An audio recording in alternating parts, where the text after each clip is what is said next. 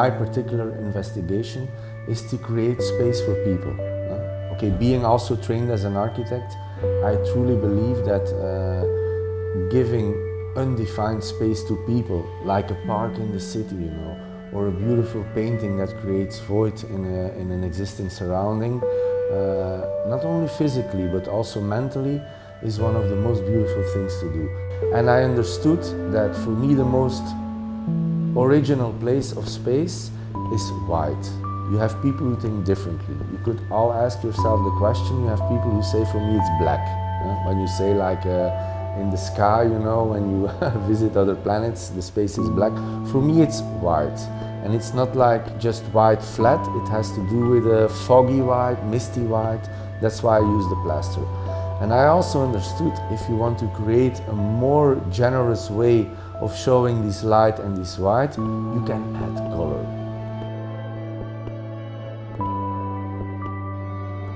So I would say for me, color is something that can increase the light, so that can also increase the space.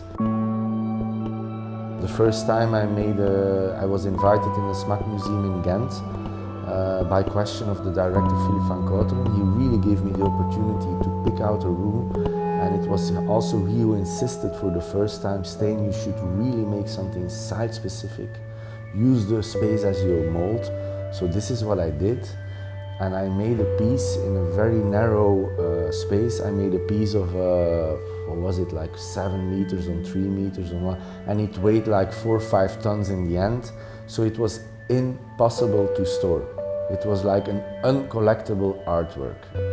And okay, the thing we didn't know in advance, that was people liked it so much, they had to double the time of exhibition, because people really were asking, like, it's such an experience. It was new for me too to see, like, and also questions, well, why do people like this so much?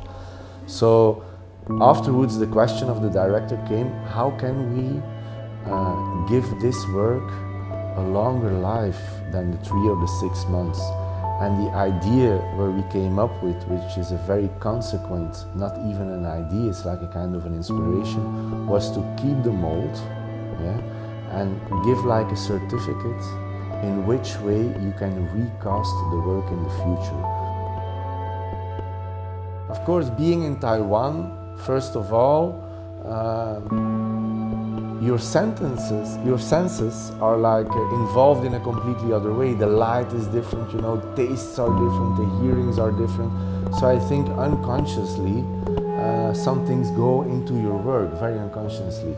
I think that people in the East, certainly in China and in Japan, they have a completely different way of experiencing the light. I saw that people don't use the bright light. They use like a kind of mysterious light. Sometimes they like to present new work more or less on the edge of the light and the shadow. And this was something very new, and I think when I look at my work back now, the work that I made here and the work that I made in Europe to come over here, maybe there is some difference in use of color. For example, if you use a pink color, the pink color can be very present in a more dark light.